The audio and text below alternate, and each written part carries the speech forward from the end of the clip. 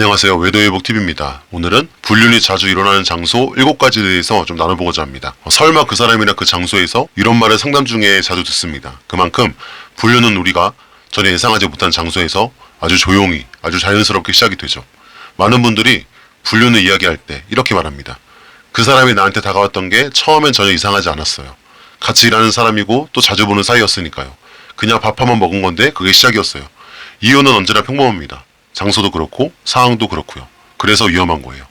불륜은 어느 날 갑자기 이상한 일이 일어나서 시작되는 게 아니라 너무도 자연스럽고 아무렇지 않은 듯한 순간에 우리의 마음의 틈을 파고들며 시작됩니다. 특히 자주 마주치는 사람, 같은 공간에 오래 있는 사람, 함께 시간을 보내는 이유가 있는 사람과는 감정의 거리가 점점 좁혀지죠. 거기에 그 사람이 내 이야기를 또 잘 들어주고 내 외로움을 알아봐주고 함께 웃고 공감해주는 순간이 반복되면 그건 더 이상 단순한 지인이 아니게 돼요. 근데 중요한 건요. 그 감정이 시간이 지나서 진짜 사랑이거나 운명이라서 생기는 게 아니라는 거예요. 그냥 내 마음이 지쳐있고 외롭고 누군가 연결되고 싶은 그 순간에 그 장소에 그 타이밍에 그 사람이 있었던 것 뿐이죠. 그러니 오늘 이야기할 건 중요한 내용이에요. 불륜이 자주 일어나는 장소 7가지, 이건 그냥 어디서 조심하라는 의미가 아니라 내가 지금 그런 틈을 만들고 있는 건 아닐까를 한 번쯤 돌아보게 해주는 기준이 됩니다. 사람이 약해질 수 있어요. 하지만 어디서 약해졌는지 무엇을 경계하지 않았는지를 알면 우리는 다시 지킬 수가 있습니다. 그럼 이제 사람들이 가장 자주 불륜에 빠졌다고 고백한 7가지 장소 함께 짚어보겠습니다. 첫째, 회사. 불륜이 자주 시작되는 공간. 가장 먼저 떠오르는 곳은 회사입니다. 많은 분들이 설마 회사에서라고 생각하시겠지만 실제로 불륜 상담 중 가장 많이 언급되는 장소가 바로 회사예요. 왜 그럴까요? 회사라는 공간은 매일 출근해서 같은 사람을 반복해서 마주치는 구조예요. 아침에 인사하고 회의하고 점심 먹고 같이 프로젝트를 하기도 하고 야근이나 출장도 함께 하죠. 이렇게 자주 마주하다 보면 처음엔 아무 감정 없었던 사람도 어느새 편안하게 느껴지고 익숙해지고 어느 순간부터는 그 사람에게 기댈 때도 생깁니다. 예를 들어 요즘 피곤해 보여요. 제가 도와드릴게요. 오늘 진짜 고생 많으셨어요. 이런 말을 들으면 어때요? 마음이 스르륵 열리게 되죠. 특히 집에서는 서로 지쳐서 말도 잘 안 하는데 회사에서는 누군가가 내 이야기를 잘 들어주고 내 기분을 먼저 알아봐주면 그게 감동처럼 느껴지기도 합니다. 그래서 회사는 무섭습니다. 일이라는 이름으로 자주 보고 업무라는 명분으로 같이 움직이고 책임이라는 말 아래 정서적으로 가까워지기 너무 쉬운 공간이기 때문이죠. 여기서 문제는 이 모든 것이 너무 자연스럽게 흘러간다는 거예요.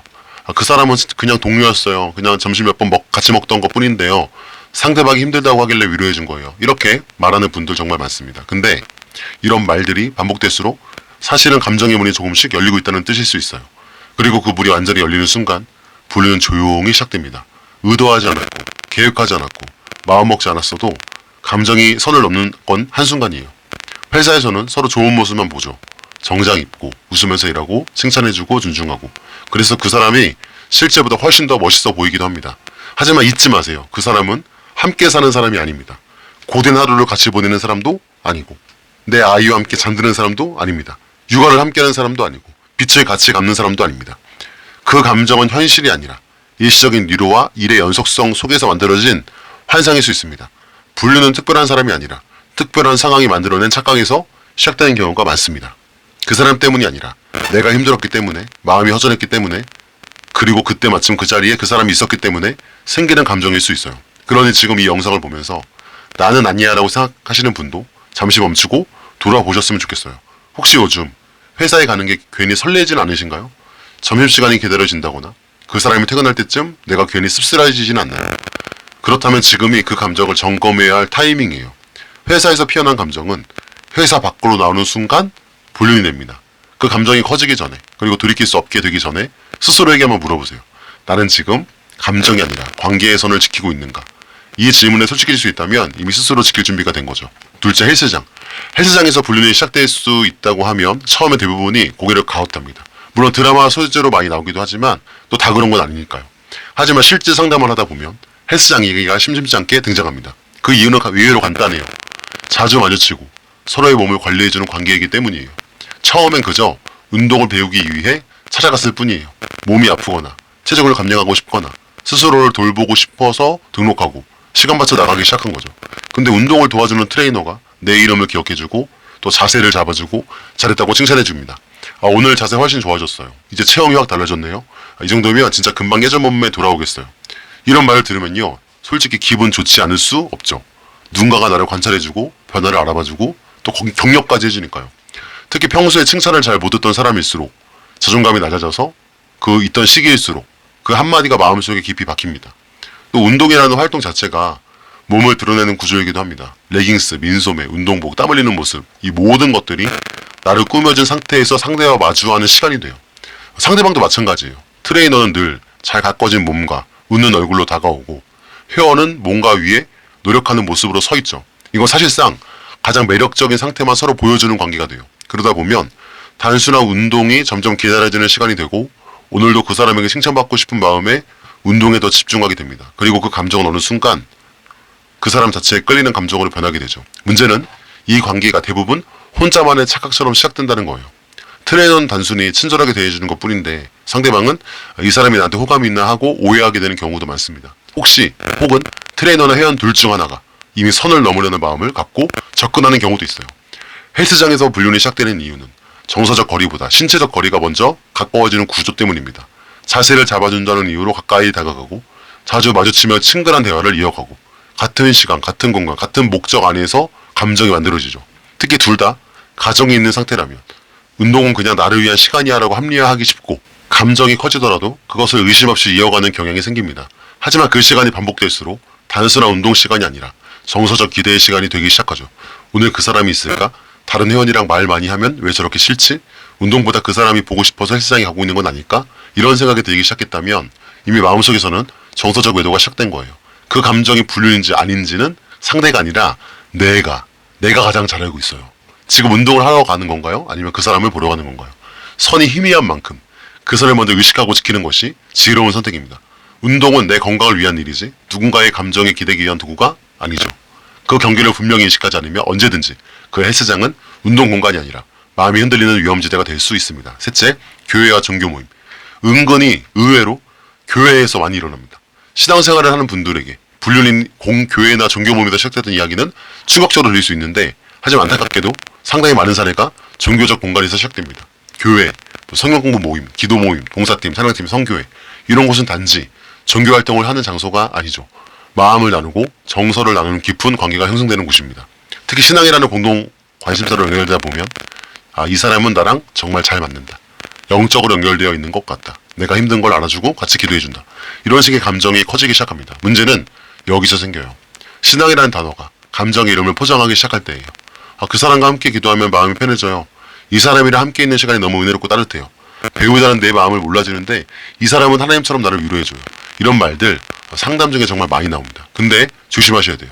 그 감정이 정말 영적인 감동인지 아니면 외로움 속에서 생긴 인간적인 유한인지 스스로 분별하기가 매우 어렵습니다. 왜냐하면 이런 공간에서 죄책감이 희미해지기 때문이에요.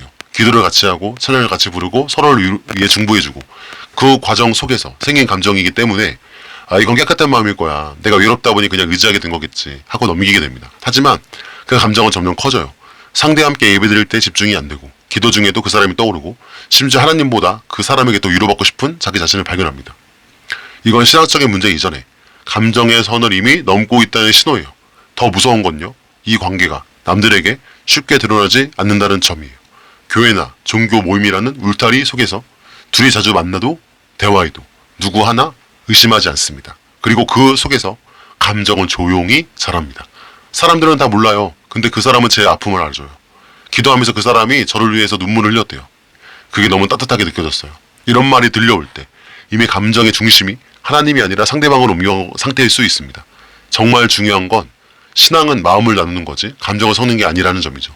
기도는 위로가 되지만 그 위로가 감정의 애착으로 변하면 그건 기도가 아니죠. 오히려 하나님이 아닌 다른 사람에게 기대는 구조가 되어버립니다. 특히나 둘이 가정이 있는 경우 우리는 절대 선을 넘지 않을 거예요. 기도 제목 나누는 거예요. 그 말로 정당하면서 계속 관계를 이어가는 분들이 은근히 많습니다. 하지만 그 시간, 대화, 감정은 결국 마음의 문을 더 크게 열어주는 행동이 됩니다. 그 마음이 커지기 전에 정말 진지하게 질문 던져야 돼요. 나는 지금 신앙을 함께 나누고 있는 걸까? 아니면 외로움을 신앙으로 포장하고 있는 건 아닐까? 지금 그 관계가 누군가에게 숨기고 싶은 관계라면 이미 답은 정해져 있는 걸지도 모릅니다.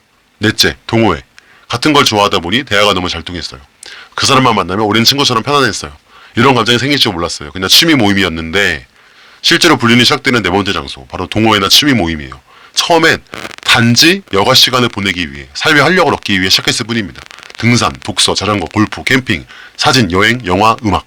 사람들과 함께 좋아하는 것을 공유하고 가볍게 웃고 떠들면서 스트레스를 풀 수 있는 공간. 그래서 오히려 더 위험합니다. 동호회에서 불륜이 자주 발생하는 이유는 매우 명확하죠. 공감과 감정 교류가 빠르게 일어나기 때문이에요. 회사에서는 업무라는 벽이 있어요. 교회에서는 신앙이라는 기준이 있습니다. 그래서 뭔가 벽이 있고 그게 쉽게 진행되지 않을 수 있죠. 하지만 동호회는 다릅니다. 그저 즐겁고 편안하고 서로의 취향이 맞고 그걸 함께 나누면서 친해지는 구조예요. 같이 웃고 함께 땀 흘리고 맛집에 들르고 단체 채팅방에서 동담을 주고받고 또 사진을 찍고 또 게시판에 댓글 달고 이런 과정이 계속되면 자연스럽게 감정의 유대감이 생기죠. 그리고 여기에는 배우자에게 쉽게 말하지 못하는 자유로움도 숨어 있습니다. 그냥 취미생활이야. 가끔 나도 나를 위해 살아야지. 한두 번 빠지면 안 끼워져. 어쩔 수 없이 가는 거야. 이런 말들로 스스로를 설득하면서 그 공간 안에서 하나둘 선을 넘기 시작합니다. 특히 단체 여행, 캠핑, 뒷부리 술자리 같은 시간은 분위기를 흐리게 만들고 경계를 무너뜨리는 데 가장 큰 역할을 하죠. 어두운 조명 아래 서로의 말에 크게 웃고 취기가 올라 대화가 솔직해지고 이런 얘기는 집에서 못하는데 같은 감정을 느낄 줄 아는 사람이 있어서 참 좋네요. 이런 대화가 오고 가기 시작하면 감정은 이미 한참을 달려가고 있는 중일 수 있어요. 더 무서운 건 이 관계들이 대부분 우린 그런 거 아니야 라는 부인 속에서 자란다는 거예요. 불륜이라고 말하기엔 아직 명확하지 않고 감정은 분명히 있지만 행동은 없었기 때문에 스스로 선을 지키고 있다고 믿게 됩니다. 하지만 감정이 오가는 순간 그 선은 이미 반쯤 넘어간 걸 수 있어요. 또 하나 기억해야 될 게 뭐냐면 이런 관계는 쉽게 이상형으로 착각되기 쉽다는 점이에요. 왜냐하면 동호회 안에서는 보는 상대는 항상 즐겁고 웃고 편안한 모습만 보여주기 때문이에요. 가정 안에서는 늘 지친 얼굴, 갈등 속에 민다툼을 보는 게 아니라 늘 취미에 몰입하고 있는 즐거운 얼굴만 마주하게 돼요. 그래서 사람들은 착각합니다. 이 사람이 내 진짜 인연 아닐까? 내가 이렇게 편안한 건 처음이야. 내가 원래 이런 사람이었구나. 하지만 그건 감정이 아니라 또 환상일 수 있어요. 동호회에서 만난 사람은 내 삶의 고된 현실을 함께 살아가는 사람이 아니죠. 그저 좋은 순간만 공유한 사람이에요. 그 좋은 순간이 지금 내 인생을 흔들어버리는 원인이 되고 있다면 그건 더 이상의 취미가 아닙니다. 그건 회피고 또 도피고 관계의 위험지대입니다.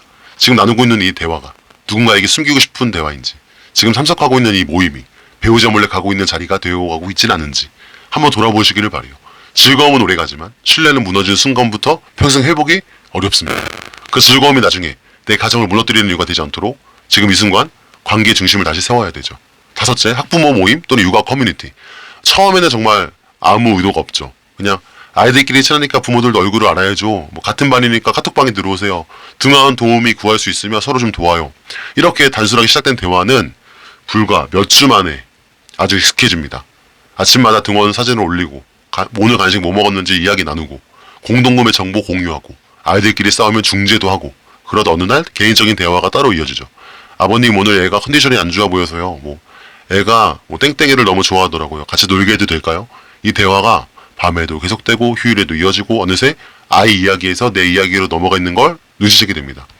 요즘 부부 사이 좀 어때요? 남편이 육아를 도와주긴 하나요? 사실 저도 요즘에 집에 있으면 숨막혀요. 그 순간부터 서로가 부모로서가 아니라 사람 대 사람으로 느껴지기 시작해요.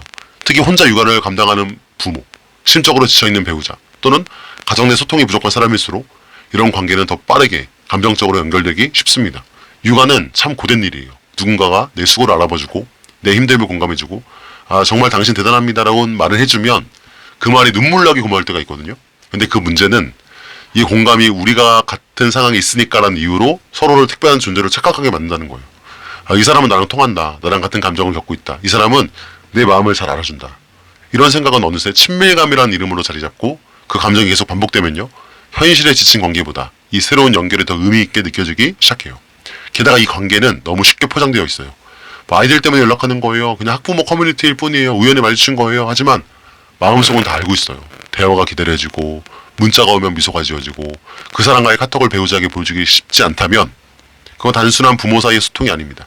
또 하나 중요한 건 뭐냐면 아이를 핑계 삼기 시작하면 멈추기 굉장히 어려워진다는 거예요. 애들이 친하니까 어쩔 수 없어. 아이들 같이 등원하원 시키니까 편하잖아. 이런 명분이 생기면 자연스럽게 만날 이유도 많아지고 그 안에 감정이 자랄 수 있는 기회도 계속 만들어집니다. 하지만 반드시 기억해야 할 것이 있습니다. 그 아이들은 지금도 부모를 바라보고 있다는 거예요. 그리고 부모의 행동 하나하나가 아이에게는 관계의 기준으로 남는다는 사실이에요.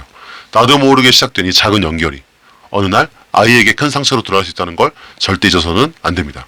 가정을 지키는 건 거창한 결단이 아니라 이 작은 경계에서 아니라고 말할 수 있는 용기입니다. 지금 이 관계가 정말 괜찮은 건지, 그 대화가 정말 아이를 위한 것인지 한 번 더 돌아보시기를 바라겠습니다. 여섯째, 여행지. 그땐 그냥 그 순간이었어요. 돌아와 보니까 내가 왜 그랬는지 잘 모르겠어요.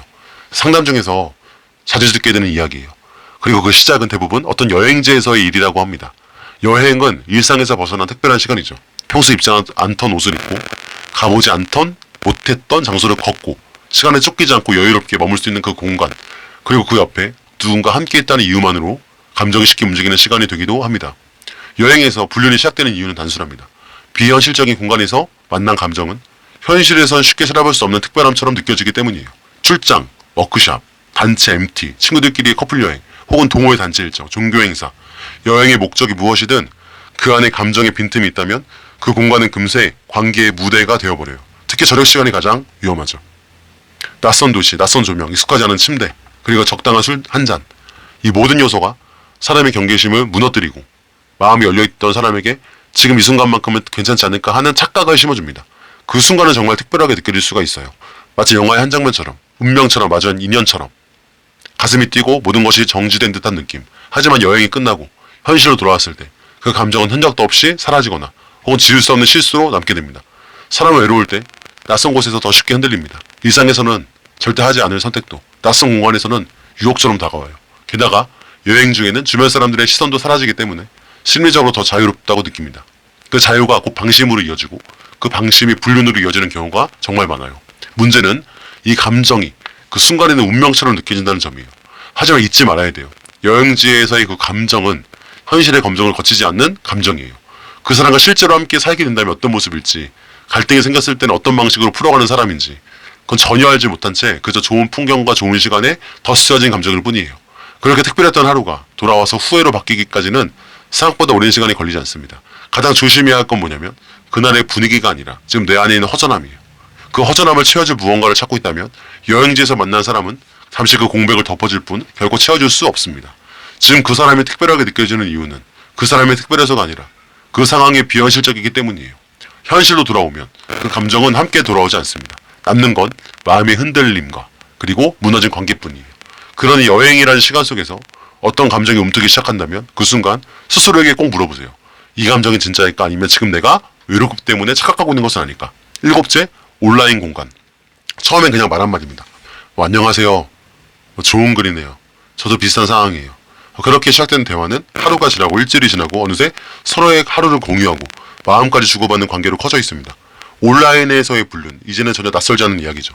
카카오 오픈 채팅, 인스타그램, DM, 트위터, 페이스북 온라인 커뮤니티, 심지어 텔레그램, 익명으로 시작된 대화는 익명인 만큼 가볍고 부담이 없습니다.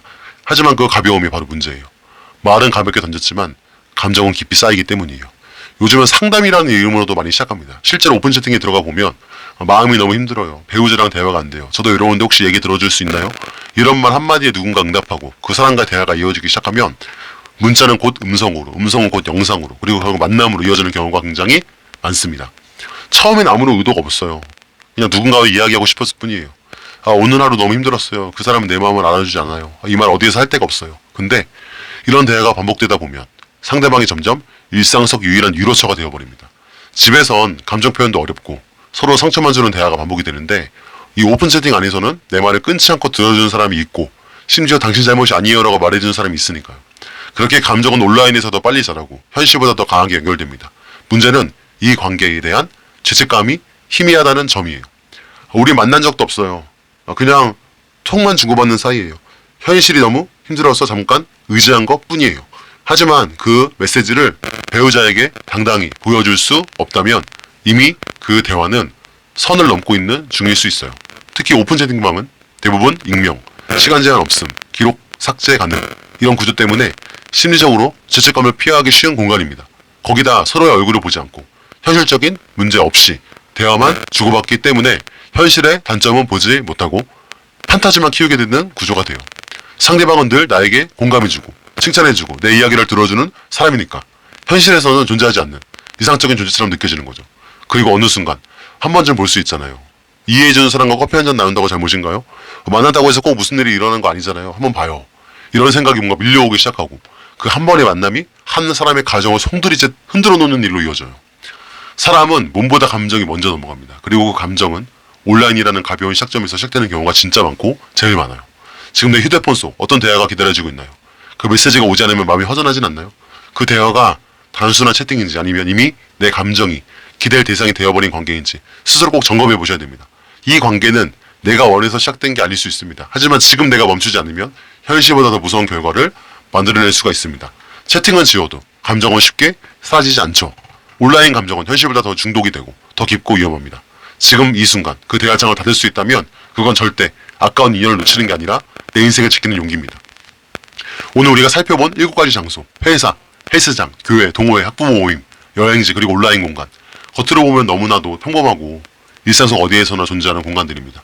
하지만 이 평범한 장소들이 어느 순간 불륜의 시작점이 되어버리는 건 아닌지, 그 장소가 특별해서가 아니라 그곳에서 내가 마음을 놓았기 때문입니다. 모두들 말해요. 처음부터 그런 마음이 있었던 건 아니에요. 그저 좋은 사람이었을 뿐이에요. 그땐 내가 너무 힘들었어요. 근데 그 말은 사실 거짓이 아니에요. 정말 그랬을 수 있죠. 삶이 진짜 버겁고 마음 들 곳이 없고 그 순간만큼은 누군가에게 따뜻하게 다가갔을 수 있습니다. 하지만 그 따뜻함이 곧 사랑은 아닙니다. 그 위로가 곧 관계로 이어져야 하는 것도 아닙니다. 불륜은 장소가 시작하는 게 아니라 감정의 허기에서 시작돼요. 마음이 지쳐있고 관계에 상처가 있고 나 자신이 고립되어 있을 때 그 틈 사이로 이해해주는 사람이 들어오면 우리는 너무 쉽게 마음을 내줍니다. 그리고 그 마음이 작은 메시지 하나로, 가벼운 칭찬 하나로, 짧은 시선 교환 하나로 흔들리기 시작하면 이젠 장소는 더 이상 중요하지 않게 됩니다. 집안 마트에서도 하고요. 엘리베이터 안에서도, 심지어 교회 안에서도 불륜은 얼마든지 시작될 수 있는 환경이 돼요. 중요한 건 장소가 아닙니다. 내 마음의 중심이 어디 있느냐는 거예요. 지금 마음이 흔들리고 있다면 이미 내 안의 경계선이 약해지고 있는 중이에요. 그 경계를 다시 세우는 것은 누군가 대신할 수 없습니다. 오직 스스로가 선택해야 돼요. 그리고 그 선택은 지금 절대 늦지 않았습니다. 혹시 지금 영상 속 이야기 중 하나라도 내 사안과 비슷하다고 느껴지셨다면 절대 죄책감으로 누리지 마시고 지금이 돌아올 수 있는 기회라는 것만 기억해 주세요. 불륜은 반드시 언젠가 끝납니다. 왜냐하면 걸리니까요. 하지만 끝이 아니라 누군가의 평생이 무너지는 시작이 되기도 해요. 지금 그 감정, 그 대화, 그 만남 하나하나가 나와 내 가족 그리고 상대의 가족에게 어떤 결과를 줄지 한 번만 더 깊이 생각해 봤으면 좋겠습니다. 그리고 꼭 기억해 주세요. 정말 위로가 필요한 사람은 나를 흔드는 그 사람이 아니라 지금 함께 살아가고 있는 내 가족이라는 거, 내 배우자라는 거. 어떤 사람도 완벽하지 않습니다. 누구나 흔들릴 수 있습니다. 하지만 흔들린다고 해서 반드시 넘어져야만 하는 건 아니에요. 당신은 지금도 멈출 수 있고 되돌릴 수 있고 다시 회복할 수 있습니다. 이 영상을 보고 계신 분들이 어떤 순간에 있던 스스로를 탓하다기보다 자신의 마음을 지키는 선택을 하시길 바랍니다. 그 선택이 당신의 인생을 지켜주는 가장 큰 힘이 될 것입니다. 감사합니다.